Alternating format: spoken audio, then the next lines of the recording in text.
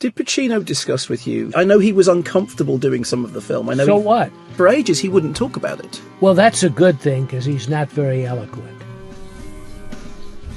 So after The Sorcerer was a financial flop, despite going on to become a cult classic and a great film, even got parodied in The Simpsons at one point, which is always the hallmark of an iconic film. William Friedkin's career was not in tatters, but pretty bad, because he just had a huge big budget film that had flopped, and he'd been flying high for a while after the success of The Exorcist and The French Connection. You know, he was doing brilliant. So this was his first major stumbling block, and kind of the one that his career never recovered from, even though he still went on to make a lot of great films. He never really got the faith from studios for a big budget film again. So naturally, what do you do in that situation? You go to a smaller scale project, return to your roots a little bit. And that's how he ended up making Cruising.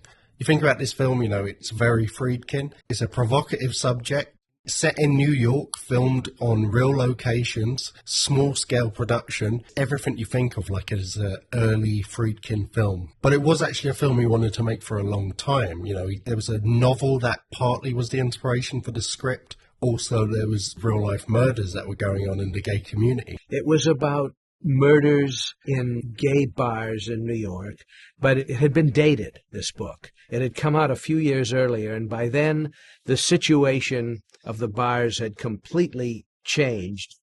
They went underground and became heavy leather, sort of sadomasochistic bars, and I thought that Walker's book didn't capture that, and so I had no interest in it.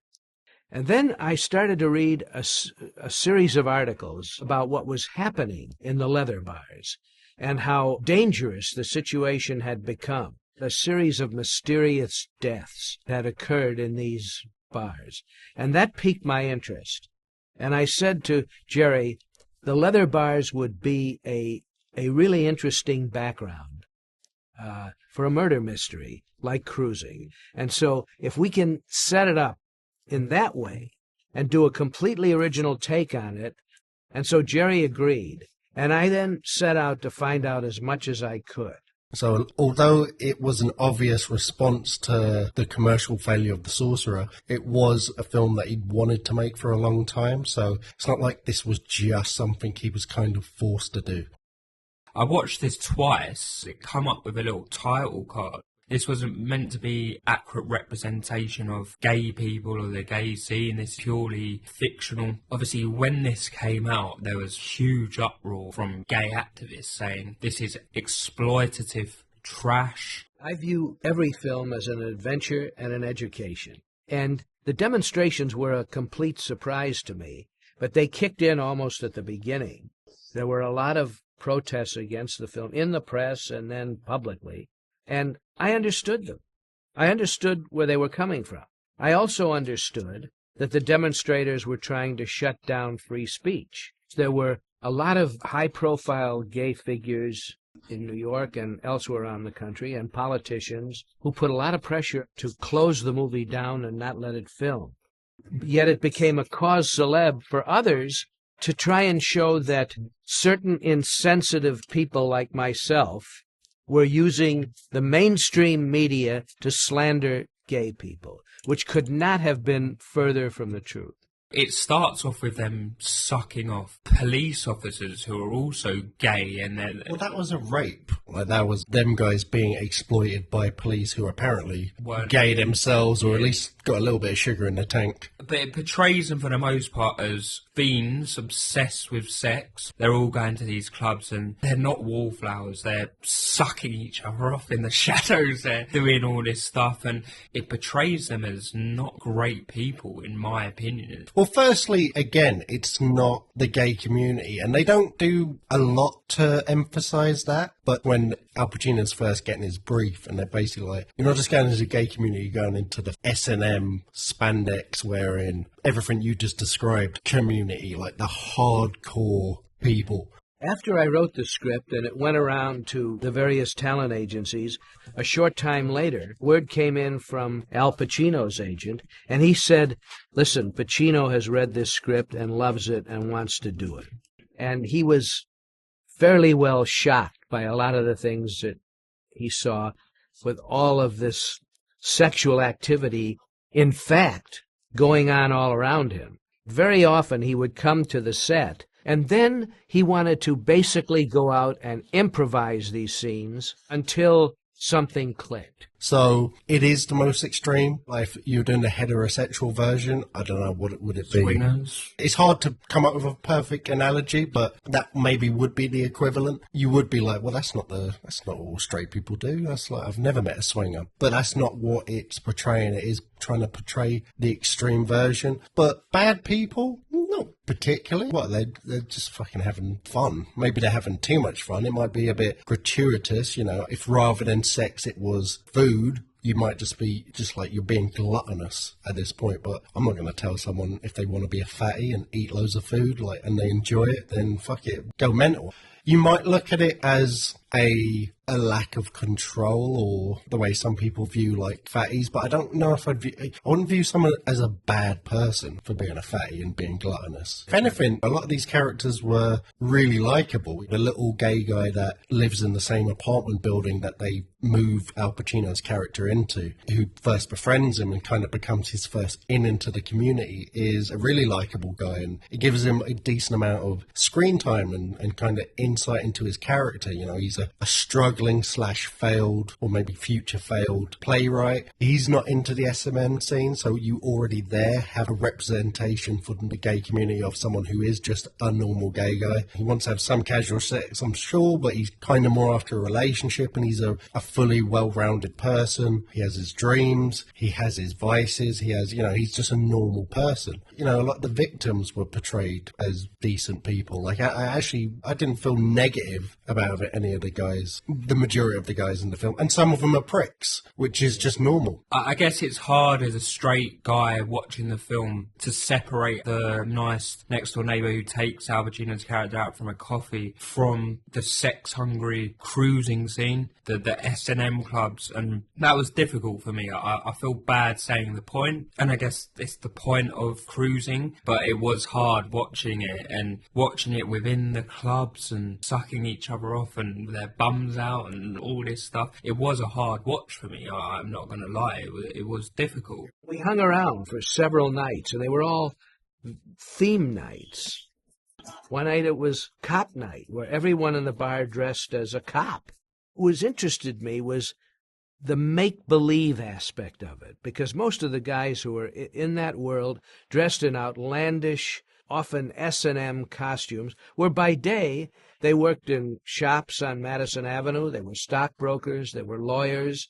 They had this one life over here, and then they had this other life in the leather bars. It was funny, actually. I was halfway through watching it, and my brother was coming to pick something up.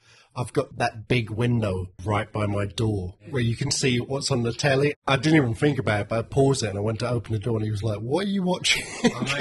All old ladies walking past in the street. I looked through the window, and it was literally like just a pair of butt cheeks on screen and then loads of topless guys in the background. It was so funny. The brief was literally like, he walked into the room. Paulie from Goodfellas is the boss, and the brief is, you ever sucked a guy's cock? You ever had someone smoke your pole? And he's just sitting there like, I think you've got the wrong guy. But it's interesting because they picked him because it's the kind of look of people that their serial killers going for. And I noticed it's probably deliberate from the director that a lot of these characters look very similar. If you notice, like, obviously they all have similar outfits, but the same colour hair, the same kind of look, like athletic build with the same kind of face features. As an audience member trying to watch the film for the first time, it got very confusing at points. I was kind of like, which character is this now?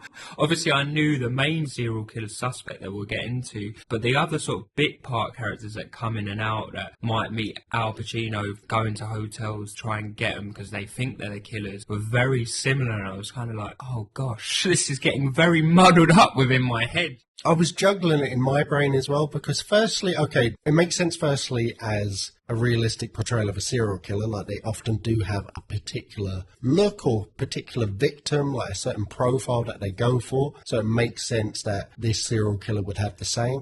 You need a reason for Al Pacino to be picked. act. So plot-wise, it makes sense. So that's 2 levels. But then, like you said, when he's getting into the scene and he's picking out certain people that might be the killer, he doesn't have a description. He's going by just his own detective work, you know, his own sussing it, his own intuition, his own information he's getting about certain people. So he's picking, not at random, but there's no reason why any of them would look the same. But they all do look the same. And at first I thought it was just bad casting, or the director not thinking it through. And even if, say, they did have a description and that's why he was picking similar looking people, usually you give some sort of visual cue. In Star Wars, if you had a bunch of stormtroopers, but one of them's Luke Skywalker, or one of them's one of the good characters, and you're supposed to be following him and knowing, even amongst a crowd of stormtroopers, which stormtrooper is the stormtrooper we're following, there might be, I don't know, a scratch on the helmet or something to let you know. But there was none of that. It started getting very confusing which character was which. But it's actually, for reasons we'll get to later, I think really intentional and actually kind of ingenious, because as much as I said when I was watching it, the serial killer thing almost started taking a backseat to just the experience that Al Pacino's character was going through as he immersed himself into this world, and how it made him feel about his own heterosexuality and his relationship with his missus back home. I feel like that was actually also Friedkin's thinking a lot, because the whole ambiguity over who is the serial killer. For most of the film, we only hear his creepy little voice, which even if I was a gay guy, I don't think I'd go home with him because he sounded creepy or whatever.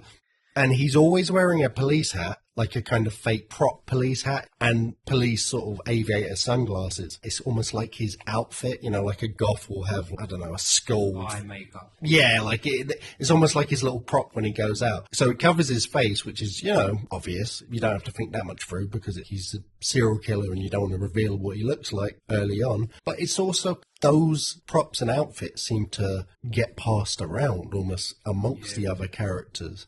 And it even seems to end up in Al Pacino's possession at the very end of the film. And you think the fact that it's a police hat at all, and aviator glasses, the kind that are synonymous with police officers in America, where it's a strange choice and it's a very ambiguous ending, and it kind of just makes you think like, okay, what is this story really about? Almost suggests maybe Pacino's involved, but I don't think that's the point. I think that is almost just a weird association to get you thinking about Pacino, but it's more psychological. Obviously, they really are in his possession because you see his missus putting it on and kind of being like, ooh. But also, even though it really has happened literally in the world, in the story, its point being there is more symbolic. It's almost just to get you think about how confused Pacino is about his life and the things he's done, and maybe he's confused about how comfortable he became with that world as the story went on. The whole thing is kind of broken up with these moments where he's back with his missus. You know, he's not staying there all the time because he has to stay in his apartment that the police have rented for him. So it's when he gets to be himself. But at the start, he's having these very loving, touching moments. You know, he's making love to his missus. And as the film goes on, it becomes less love-making, more just fucking, like animal fucking. And you wonder, is he just getting too caught up in this world of sex is just about coming, it's just about scratching that biological itch, getting that rush of hormones and endorphins, rather than this, you know, spiritual human connection that you can have during sex? Either's fine. Like, I'm not saying like that, but I'm just talking about his journey. Or is he fucking her harder almost to prove a point to himself? She's not aware because she's not allowed to know anything, and that's part of a lot of where the stress comes from. But also, you never saw the detectives say, you can't tell your missus about anything. I wouldn't be surprised if that is protocol for when someone goes undercover like this. But you kind of wonder, like, okay, was he told that or was he ashamed of it? It's funny watching this film because it was actually a viewer request. And it's a film I never actually got around to watching. It was a blank slate for me. Going in, I knew it was about the gay community. Didn't know anything beyond that. I didn't know if it was going to be purely just Al Pacino's a gay guy and it's him going about being gay. Early on I realised, oh, okay, it's a detective film. It's a serial killer film. And it's just set in that world. Al Pacino's character hasn't been on the job very long. Getting the vibe that he's Bobby on the beat, kind of doing his rounds at the start of your career as a policeman before you can branch off into whatever speciality you're going to go down. But it's clear he wants to be a detective, and he gets a shortcut offered to him in the form of going undercover. And he's like, let's do it. What do I have to do? Am I going to be infiltrating a gang? I look kind of Italian. Could I infiltrate the real mob? What am I going to do? Am I going to be Donnie Brasco? And it turns out, no, you are going to embed yourself into the gay community. Not just the gay community, but the most extreme version of it. The S&M leather, everyone dresses like the village people and does poppers and parties all night and fucks 17 guys a day version of the gay community. The absolute deepest, darkest, murkiest waters you can get into. And it's interesting because there's two ways you can watch it. You know, everyone experiences the film differently depending on who they are. You know, if you're a gay guy watching most, I don't know, rom-coms or mainstream films, I guess you view that romantic angle in a different light because that's not how your romance goes. It's not just everything the woman does and everything the man does is swapped out for two men. You know, the whole dynamic works out differently. They would view that entirely different to me, and I would view this film entirely different to them, because what I'm watching, if you looked up the DVD cover or on IMDb, the genre would be crime, serial killer, whatever. But for me personally watching it, you'd also put another slash and put in horror. Because watching this, emphasizing with Al Pacino because he's the main character and he's a sick guy, he's Al Pacino, but also because he is the straight man's bridge into this murky world. Watching it and putting myself in his shoes of being a straight man, having to pretend to be gay, surrounded by the gayest of the gay dudes, gaying it up, dressed all like the village people, dancing, sweat, abs, everyone's feeling each other up. There's not a lot of wallflowers in this film. It seems like the cloakroom, you don't just put your coat in, you put your fucking trousers, you put your shorts, you put everything down to your underwear. The only thing you leave on is your spandex vest top, maybe a police hat for some reason they seem to like a lot in this film. You're just in there, and not only that, but he's having to portray himself as gay, so he's going against his natural character. He's having to be around all these gay men who are coming on to him, who are getting off with each other, doing sexual acts on each other in close proximity, and he's also trying to basically pull and get pulled in this film. Right off the bat, just prefix, nothing wrong with being gay, got gay friends, blah, blah, blah, all that shit you got to say. I'm just going to get to the point of anyone that has a problem with me saying what I just said. Look, your sexuality is more than just what you like to fuck. Clearly, because otherwise you wouldn't be able to recognize a gay man from a straight man. It's not like you walk down the street or you meet some people's friends and in your head you go, that's a gay guy because he's, I don't know, blowing someone or kissing his partner. There's a lot of clues, and it's because your sexuality, whatever direction it's pointed in, is so much more than just who you fuck. It informs the way you speak, your body language, the way you hold yourself, your demeanour, to a lesser extent your interests and vices and stuff a lot of the time. Same with a straight person, a straight woman, a gay man, a bisexual, and everything in between. The whole weird Rolodex of stuff you got now that don't even know if it really exists, but whatever, do what you want to do. Your sexuality is so powerful. Think about how crazy you get when you really are horny or you're just enamoured by a woman, in our cases. How much it'll influence your thinking, how powerful it is in just your overall pursuits in life, how much, even when you don't realise it, behind the scenes pulling the strings on your marionette, making you do certain things or behave a certain way or pursue certain goals because of that. It's so powerful. So the inverse of that, it's not just like you're neutral to the opposite, which would be a man as opposed to a woman. You're disturbed by it. It is almost repulsive. And to be fair, it's not that you're repulsed by the existence of gay people, but if you were on a night out and you were trying to get off with this beautiful chick and she had her hand on your thigh, you'd be like, this is fucking great. And if you're then looking at your mate like, hey, look at me, man, look at this hot chick, she's got her hand on my thigh, I think I'm going to get off with her. And if you turn around and it was suddenly replaced by a man, what's your reaction going to be? It's not just going to be like neutral, oh, okay, it's not a beautiful woman anymore. You're going to fucking freak out. Even with a woman, if some fat, horrible bird is that you're really repulsed by... I'll take it. Before you continue before you can. Do you know what, men are such dogs, it probably doesn't work that way, but say like with a woman, like that, what's that meme of the flirting versus harassment where it's like some Chadley sort of figure, Ryan Gosling, and then it's some gross neckbeard nerd, and it's done to kind of mock women, I think, that meme, but to be honest, I'm totally believing it, because it's like, yeah, that is your natural reaction, you know, it's the inverse of being attracted. So, watching this, it's amazing. It's two films in one. I wasn't even, to be honest, I was forgetting about the serial killer and the detective side of it and all of that and the home drama. I was just watching it like, holy fuckballs, man. This is insane what Al Pacino's putting himself through. Like, this is disturbing. It felt so tense, not because I was like, will his cover be blown, but just because of what he was having to do, how much he was having to go against his nature. How he became more and more okay with it, how he became desensitized to it. At the start, he's kind of like, you know, he first shows up and he's got his little, like, weird spandex outfit, or however he's tried to gay himself up, whatever his initial idea of being gay is. And by the end of it, he's grabbing blokes and getting undressed with them, and he's tied to a bed in the fucking, like, at one point, completely naked.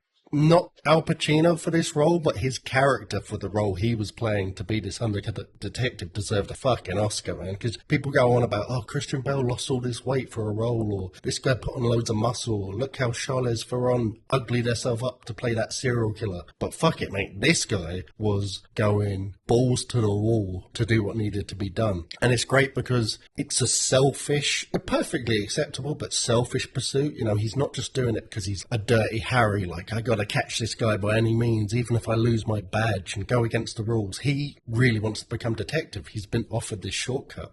Even if it fucks with his brain, ruins his relationship, his heterosexual relationship with the beautiful Karen Allen from Indiana Jones, who is just good. There's something about her, isn't there, where she's not, like, if you put into AI would be like, no, her bone structure's a bit messed up here, or here's better examples of a perfect woman. But something about her is just, she's just mesmerizing. She's so beautiful. Karen Allen came in to interview for the role, and I thought she had a really wonderful, soft, very feminine quality, which you wanted in a film like this as a complete contrast to all the male personalities. I enjoyed this film on a completely different level. All these things were running through my head at the time, watching it and being just like, wow, this is such a interesting, crazy scenario to be put in that challenges how you feel. Because sexuality is such a all-encompassing thing that you nearly forget it's there. You kind of just disregard it as like you get fucking hard on and you want to fuck and like whatever. But it's not. It's this thing that is about your whole identity as a person, and how much of it is purely evolution and how much of it is just informed by culture. Right, it's fucking blitz in London right now, and I've had to run and put a jacket on. Because it's your S&M dungeon. Pull the lever out. Anyway, go ahead, Phil. Like you said before, he's picking out certain guys that he's heard things about or might be, you know, fit the bill. He decides on one guy who I actually thought was going to be the killer because he did fit the bill visually. And we hadn't really seen all the other potential guys that all look the exact same yet. But then when Pacino is kind of chatting him up in the S&M bar and he's pulling him and they're going to a hotel together, he was just very pleasant. Like he was quite a sweet guy, and he just clearly wasn't the killer. Pacino brings him up to the motel room, and outside in the cop car you see the police are listening in on it, but they start losing the signal and they can't hear him anymore, and they're like, fuck. And as far as they're aware, this guy works in a steakhouse and has access to the exact kind of knife that the killer's been using. As far as they're aware, he'll have this knife on him, and his MO is to kill the guys when he's pulled them. So they're like, fuck it, we can't take any risks, we've got to run up there now. So they burst in, arrest Pacino and the gay guy, bring them both in for questioning in the same room. Obviously, they're not wanting to blow Pacino's cover, so they're interrogating both of them. And this scene kind of goes back to your point when you're talking about Pacino not telling his girlfriend, because obviously they don't break his cover. And I just want to talk about this scene. Just some like random black guy comes in who's massive, wearing just a budgie smuggler, and starts punching Al Pacino. And then not just punching him, he bitch slaps him. Al Pacino and the pleasant gay fling he's picked up are like, who is this guy? And I'm just sitting there like, who is this guy? Yeah, I'm like, yeah, who is this guy? I feel like as the audience, other than the killer, you're supposed to be the most in the know, context-wise, and I'm like, what the fuck was going on here? Because he just walks in, bitch slaps Pacino, and then walks back out again like the Terminator, not saying anything. And even Pacino's a bit like, who was that guy? Well, what was going on? He's looking at the police guys like, what's happening? It was almost like David Lynch got to take over this scene for no apparent reason and then left, and Friedkin took up the rest. With Billy, whatever it was, it had to be real. Could this happen? Things like this 250-pound detective with a cowboy hat, a jock strap. This happened in real life. Obviously, if you take out that aspect of it, it's that they're working over Al Pacino as well in front of the other gay guy so he doesn't suspect anything. And then they take off Pacino as if to interrogate him separately. But why? Like, I still don't understand why. It was such a bizarre moment. I'm not complaining, because honestly, I wasn't not engaged at this point, but I was kind of, maybe taking my notes and stuff. And then when he walked in, I was just had the same reaction as everyone else, where you're just like, who is that guy? When Pacino gets taken away, obviously he's not getting interrogated. He's just in the next room and he's hanging out with the black guy, and he's kind of like, you fucking hit me for real there, you fucker. So he throws his cowboy hat out the window, and the black guy doesn't say anything. He's just kind of like reading his paper, like, what do you want from me? I'm doing my job. I'm the go-to naked black man with a cowboy hat that comes in and slaps people, apparently. I don't know what he does the rest of the time. The gay guy starts melting and being like, please, like, just keep that guy away from me. Who is that guy? What's going on? You're supposed to be the police. And the rest of the police are basically threatening him. One of them says, we're going to do the ball float test. And he's like, what's that? And he's like, oh, we're going to fill up that sink, and if your balls don't float, then you're the killer. And you're like, okay, so what? It's the woman is heavier on the scales than the duck, so she's the witch sort of logic of the 1800s. Like, what's going on here? And I got to be honest, like, watching this scene, I'm not a policeman. I don't know anything about police. I'd probably be a bad one. I'd probably be a bad detective. And I don't know anything about catching serial killers. But if the gay community were upset about their representation in this film, the police should have been protesting even harder, because they look terrible. They look shambolic. If they're not raping local transvestite hookers and exploiting them, then they're using the most bizarre, inane tactics to actually try and catch this serial killer. I mean, it's 1970s New York. Maybe they did do shit like that. Maybe it evolved so much that was the tactic. I mean, I guarantee they were... I don't think they were using giant naked black men in cowboy hats, but I guarantee they were fucking strong-arming the shit out of people, and there was definitely some rape and exploitation going on. If you were a bit of a deviant, it was probably a lot more fun being a policeman than an actual fucking lowlife. The more I think about it, he must be an employee of the police. Oh, yeah, because maybe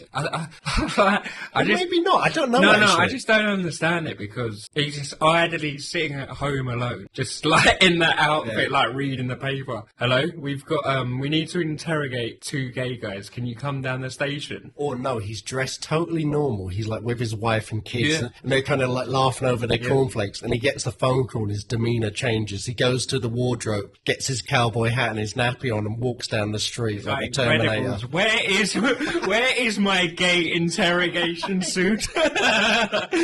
But it turns out, after interrogation, one of the police officers walks in and goes, we've checked the prints, this ain't the guy. And by this point, Declan, they're getting desperate, because more gay people are getting murdered. There's pressure on Paulie by his superiors saying, I have the gay community at my door. If you can't solve it, I put you in this position, I'll get someone else in. I was actually getting kind of early predecessor to The Wire. If you've ever seen The Wire, no spoilers, but it's, I think, maybe the greatest show ever. It really gets into the bureaucratic horseshit of being a cop, the politics of it. And even at the start, the film opens with a body part getting found in the river. The policeman's basically like, I'm not going to try and figure out whose this was. Someone lost an arm, put it in lost and found. Like, I'm not counting this as a murder. And the guy's like, you just care about stats, blah, blah, blah. And then on the high level of it, with Paulie from Goodfellas, like you said, is getting all this pressure about finding this serial killer. So that makes sense, I guess, why he is using such crazy tactics to try and find him, why he sent Al Pacino undercover and offered him like, hey, you might be new on the job, but I'll get you a detective badge right away, but you got to do this shit for me.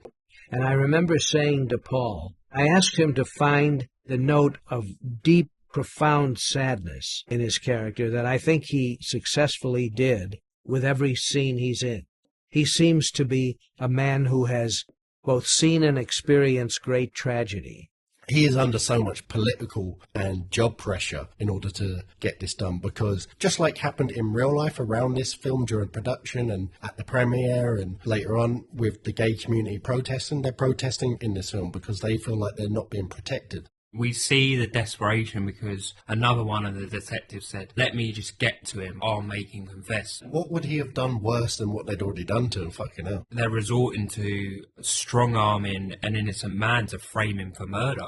A lot of X-rated scenes was cut from the film, and that probably lends to it feeling a bit disjointed at times. There's 2 or 3 murders in the film that we see. The second one in a forest didn't really trigger me at all because it's dark. You just see the knife going up and down. You see sort of like flashes of stuff come up, disorientating on purpose. I didn't notice this at all during the film, but apparently Friedkin was actually splicing in individual bizarre, disturbing images, even in normal scenes, to try and subconsciously reach you and start disturbing you on a level you wouldn't necessarily be aware of. I didn't notice it, but I guess, well, that's the point. You don't consciously notice it, but I wonder if maybe a few of them were in that scene. The first murder, but this is the one that got to me. So the murderer goes to the S&M club. He picks someone up. I remember the hotel's name specifically, actually, St. James's Hotel. The murder victim seemed like a really nice guy, and it really got to me. Like, they done their thing, they had sex. The murder victim brings a suitcase. When I say giant dildos, I was like, fuck. The aims of that dildo looked like it could be its own dildo. I mean, I was like looking at myself. Jesus, I feel like inadequate. Yeah. We'd never make it in the gay S&M I'm a scene. show and not grower, by the way. But they do their thing, they have sex, they do what they do when you go back to hotels. The victim says, I don't like cigarettes, and he's fiddling around in the drawers, and then he wakes up all discombobulated, disorientated. What are you doing? As you said about the killer's voice, it's so creepy, and he's like, I'm just looking for a box of cigarettes. Michael Jackson-esque. Yeah. I'm just looking for a box of cigarettes. Yeah, T, you're being ignorant. He starts going, are you worried? And he says, like, should I be? And then the killer goes, I can't believe you're not scared. And then he goes to his boot, pulls out the steak knife. The poor guy in the bed goes, I'm worried now. And it just really, like, it really got to me, to be honest. I wonder how much of it was improvised, because if you saw that on the page, you'd be a bit like, this feels disjointed and strange. But in the context of the performances, it was perfect. It felt so believable of how that might play out, because this serial killer, he has an air of like a slasher film serial killer at times. He's devious and he says some crazy line before he kills you, and he can move about in stealth mode like Jason Voorhees. But in this moment, the conversation, the way it plays out, he was obviously planning to kill him, but he's probably planning to kill him while he was asleep, or at least subdue him while he was asleep. But he gets disturbed. He's messing about looking for a cigarette or doing whatever he's actually doing, and he gets disturbed by the guy when he's not expecting it. So he's opportunistic in the moment. Obviously, he was planning to kill him, but he's kind of taking underwears, and then the victim is slowly coming to the realization that, oh, this might be actually a fucked up scene. This might not be morbid flirting anymore. This might actually just be morbid and a really bad situation. But it's all in between the lines. It's all in the cadence. It's all in the delivery, and it's if it was written, it's brilliant writing. Maybe it was more improvised and brilliant acting, but it felt like such an authentic, realistic moment. It wasn't this perfectly planned out murder. It was just, it happened how it happened, and it played out how it played out. And yeah, like you said, right from the get-go, I'm creeped out by the serial killer, and I feel really, really sorry for the victim. And actually, I was surprised they actually had sex and then went to sleep and then the killing took place. But I'm glad, because you didn't get to know the character, but you could empathize with him, because he was just a guy who was out for some fun. He flirted with some person who happened to be the gender that he's attracted to. He was going home. He probably had a good time having sex, and then it all went horribly wrong. And he did seem like a sweetheart, and it was sad. He wasn't just a faceless victim that's like, we need to go through the emotions of this to say, here's is the serial killer. And it got me thinking about me personally, because I've been on dating apps and I've met women, but without meeting him in real life, which he did in the club, I've literally just exchanged a few messages on an app, never met a person, and gone to the hotel. And I think that's so mad to do it that way. I don't mean mad as in I would be scared. I just think it's incredible you pull that off. But I'm not saying it to like gloat about that. No, it's not. It really is like impressive. I'm just saying, like, it made that, watching that made me think of how dangerous it potentially could be for me. It's 10 times more dangerous for the woman to do that. Just go to a hotel with a random bloke. To be honest, I think you could add a couple of zeros onto that. Like, realistically, men are the violent ones in life. Even when women kill, and I'm not defending women, I'm just kind of speaking, I'm coming to Earth as an alien who's observing everything as it is. Just objectively, men are the violent ones. Even when women kill, it tends to be for money or resources, which isn't any better, but it's not like crazy sadistic violence the majority of the time. There's like a reasoning or logic behind it, and there just happen to be a sociopath who will follow that through because they have no conscience. But, you know, men are violent. Men are rapists. That's partly because of the sexual dynamic. Men are the pursuers, women are the ones we're auditioning for to gain access to, however you want to say it. But whatever the reasons, men are the violent ones. So really, like, I'm sorry, Phil, but you're not in... I'm a weak, disabled man.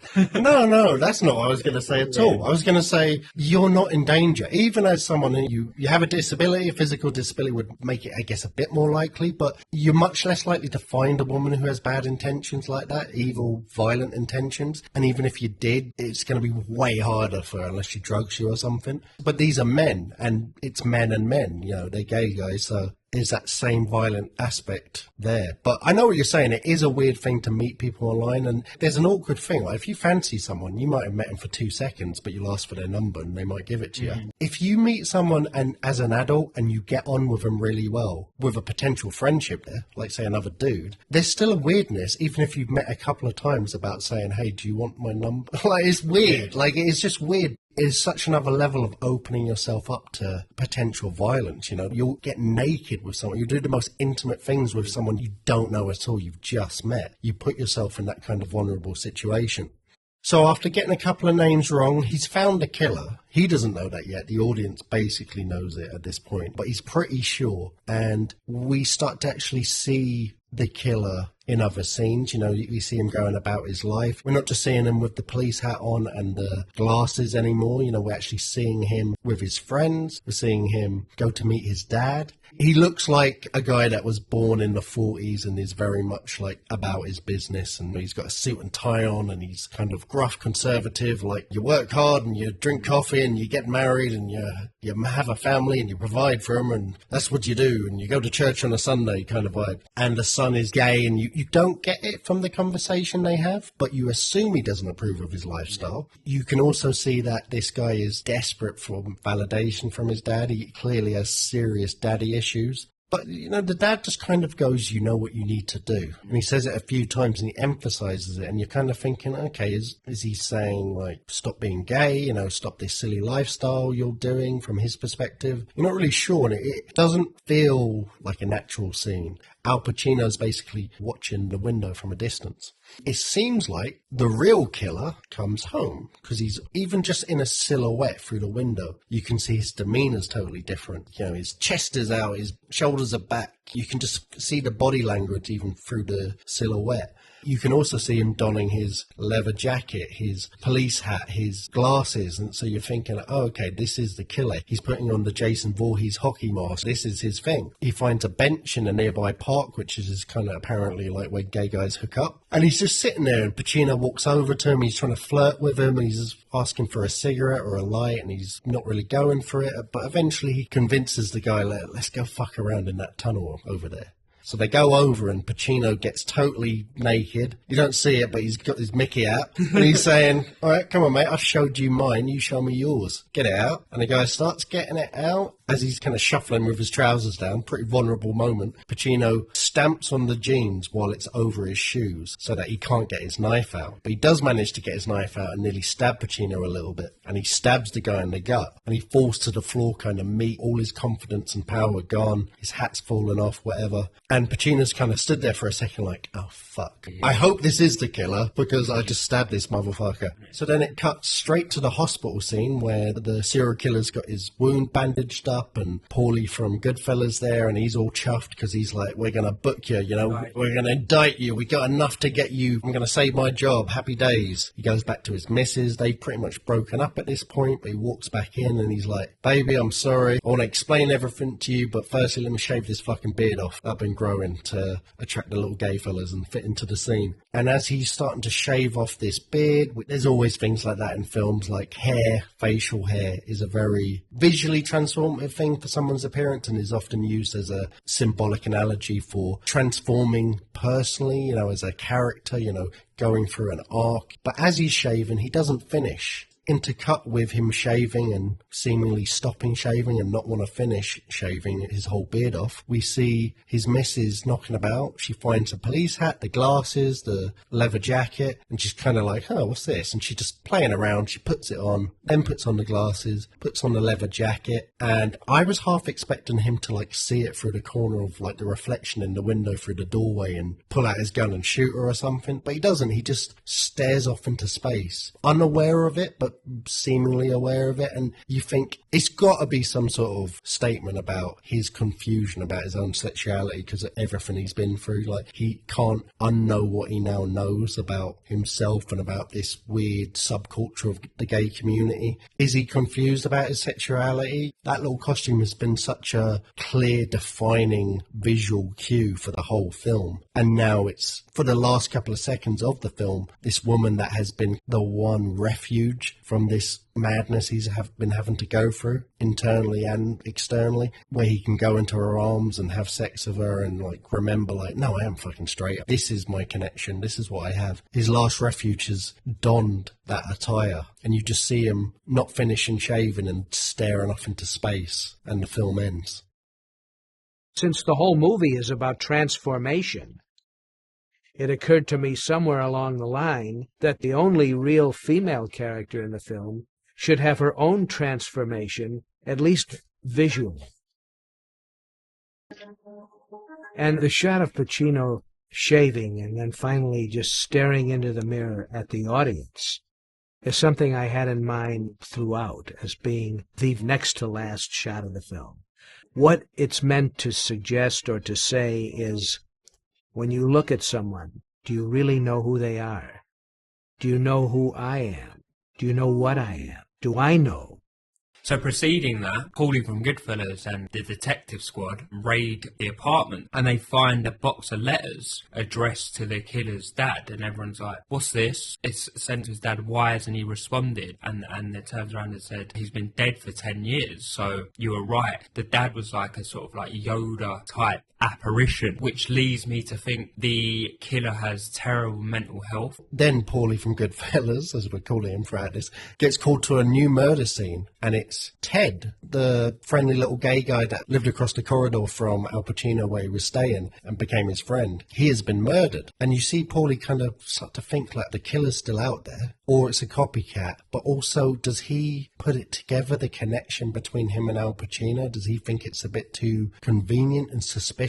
So it's also suggesting maybe Pacino's the killer. Before he discovers Ted, they're going for a list of like the people that live at the apartment, and they bring up, I think it's like John Voight or something like that. And obviously Paulie from Goodfellas knows that's Al Pacino's alias. So you're kind of like thinking he's taken the killer's outfit. Ted's dead. His name's linked to the apartment. It leads you to think two things. Is it the classic undercover detective that's got so into their persona that, number one, he was repulsed by gay people at the start, but now he's enjoying it? and he's turning gay. His girlfriend's alienated and left him. Chasing this murderer, he's caught him, but now he's into it and he's become the murderer? Or is there another eventuality where simply there's just more than one killer in this underground leather S&M scene? Well, there's another option. Was Al Pacino always the killer? Is he actually a repressed homosexual and he's struggling with it and he's killing these people? And maybe when the detective's asking him, you ever sucked a cock at the start? Maybe he's been picked because he's the right look, but also because people around the precinct suspect he's gay, so it will be more believable. Maybe the reason he was picking people that might be the killer and getting it so wrong at the start was because he was just trying to pick anyone, because he's like, okay, I'm now trying to find myself, so this is great because I have a feeling no one's going to find anyone, as they say in The Departed.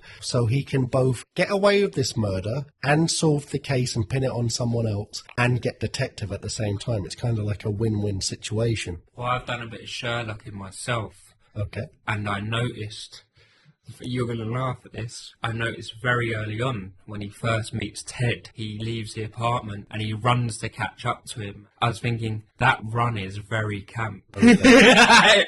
If you watch it back, it's very like, ooh. Yeah, but he's already immersing himself, so he should be. That's terrible shit. They should. I ain't giving you that. Met police, hire me up, mate.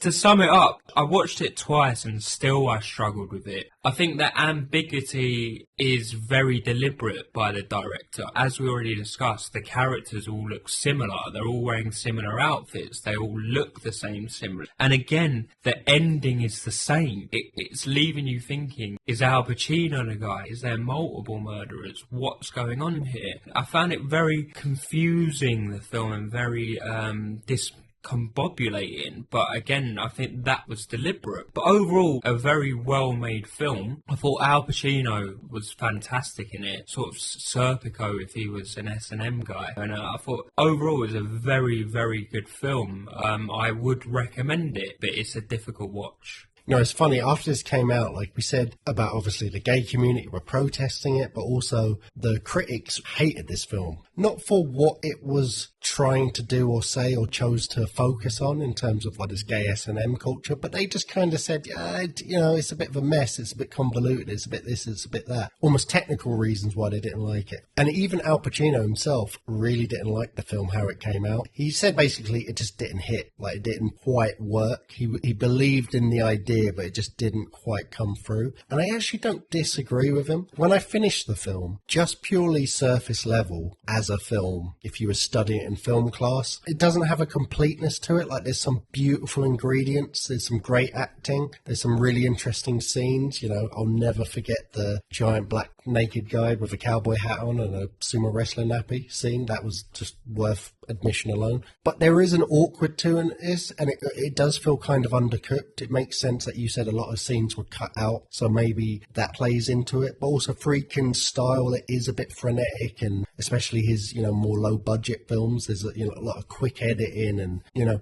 it kind of leaves the scene sometimes earlier than you'd expect to and enters the scene seemingly later than you'd expect to. Just how I felt at the end of it, I was like, that was quite good. But as how I felt when I was watching it and how I'm thinking about it, one of the most interesting films, there's a lot of films on gay culture now, not so much back in the day, but there's not that many films on gay culture from a straight POV. You kind of have to go all the way back to like the 40s, 50s, where they were portrayed almost like as a paedophile. To be honest, a lot of time it's as serial killers. Like the other example I can think of, a later example, is Buffalo Bill in Silence of the Lambs. And even though this was a serial killer chase film, the fact that you were immersed in this world and you had access to so many normal, more grounded gay characters, but it was from this potentially straight guy. I take it as he was a straight guy, but it's ambiguous towards the end. But because it was from his lens, viewing this and being challenged by this and immersing himself in this world, it's a pretty unique experience for a film. I'm still thinking about it days later after watching it for the second time, and I'm playing it through in my head, and it's a film I'll definitely revisit. Hard to watch in an unusual way as well, but really interesting. Like, it's not surface level. It's actually, for what was called an exploitation film, is actually pretty fucking deep. and it tries to explore some things that I'd not really seen explored in virtually any other films. It didn't hit, I agree with Al Pacino, it didn't hit perfectly, but what does land is really fucking entertaining and interesting and unique. Even if that doesn't appeal to you, just for the pure novelty of seeing Al Pacino dancing to disco music in a sweaty underground club with a bunch of gay guys with their butt cheeks out and dancing all around them and getting off with it and fucking each other and bumming in the background. I mean, that alone is just worth at least a look. So, for me, it's a fairly easy recommendation for cruising. Come for the serial killer, stay for the bumming. Absolutely. As Carl Pilkington said, they just stay out too late.